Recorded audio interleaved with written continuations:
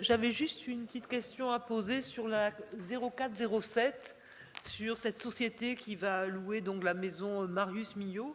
J'ai un petit peu recherché qu'est-ce qu'était cette société et j'ai pas trouvé qu'elle ait une expertise en matière culturelle, etc. C'est une société qui s'occupe plutôt de numérique, d'assurance, de finance. Et je voulais savoir s'il y avait eu d'autres partenaires qui avaient été sollicités ou qui s'étaient proposés pour faire de cette maison Marius Millot un lieu de vie et culturel. Hein. Le projet en soi est naturellement louable, mais on s'interroge sur la société qui a été choisie, sur quelle base, sur quels critères, est-ce qu'il y a eu d'autres intervenants? Alors, pour l'instant, à la ville d'Aix, il n'y a pas de commission de location, a priori. Quand il y a des demandeurs de sociétés qui veulent s'implanter sur Aix,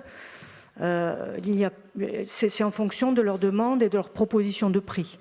Nous, on étudie par rapport à leur programme, à leur projet qui serait susceptible d'être intéressant pour la ville. Et il s'avère que cette société qui est implantée sur Paris s'implante dans plusieurs grosses villes et avec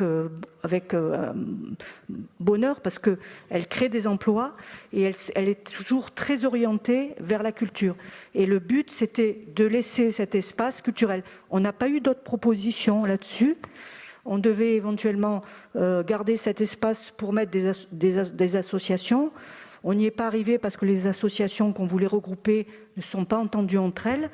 Donc on a trouvé cette solution pour valoriser ce bâtiment et je pense que ça peut être une très bonne solution. En plus, dans l'aménagement du faubourg, ça serait un espace qui serait plus ouvert pour le bas du cours Sextus, pour faire une animation et de l'événementiel. Donc c'était une volonté aussi. C'est pas tellement le projet, on n'a rien à dire sur le projet, c'est le type de bailleur qui va louer cette maison. Je veux dire, moi, les recherches que j'ai faites, c'est pas quelqu'un qui a une expertise dans ce domaine. Alors, quand vous parlez d'Arcade, qui était occupant des lieux, bon, c'est quand même une association qui est connue. Mais là, voilà, c'est pour... Alors, est-ce qu'il y a on eu les un a fait appel à d'autres associations, un cahier des charges? Oui. On n'a rien, quoi. Alors, à la demande de Sophie, on les a fait se rencontrer, Arcade et OnPoint. Il s'avère qu'ils font, entre guillemets, la même chose, mais un dans le public, c'est-à-dire, et l'autre plutôt orienté pour travailler et ouvrir à comment dirais-je, un travail collaboratif. Donc, ils se sont entendus et ils envisagent de travailler ensemble pour créer des emplois, pour faire de l'événementiel. C'est ça qui a séduit cette demande de location. En plus, le montant du loyer est conséquent. Ça peut être intéressant pour la ville. Les travaux qu'ils vont faire, ils vont vraiment relooker le bâtiment d'une façon différente que ce qui est actuellement. Donc c'est a priori quelque chose qui est un plus dans ce secteur. Par exemple, est-ce qu'il y a un cahier des charges? Est-ce qu'il y a une obligation? Enfin, c'est vraiment très flou. Ça va être comment dirais-je, au niveau du bail locatif, ça va être vraiment bien posé et bien établi. Ça sera des conditions importantes qui risquent d'être une résiliation de bail.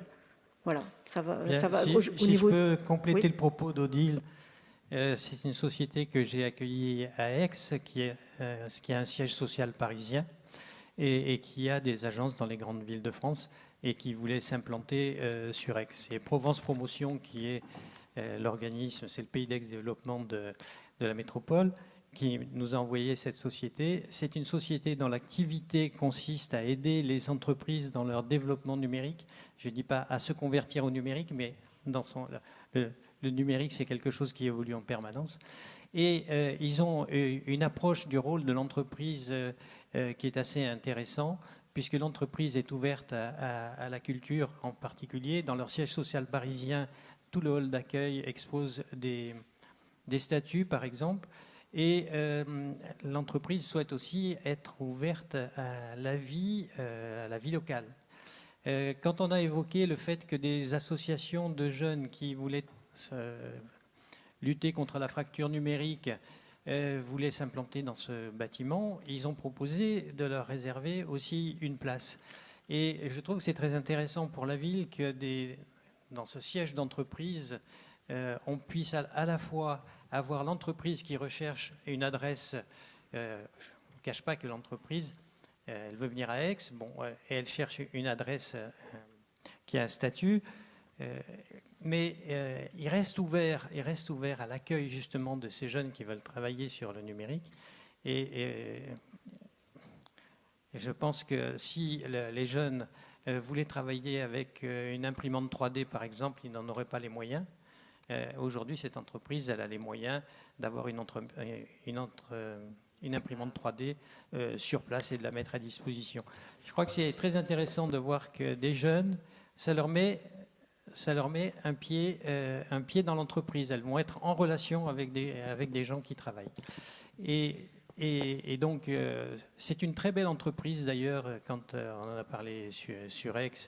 Jean-François Dubost n'est pas là, mais il a validé la qualité de l'entreprise.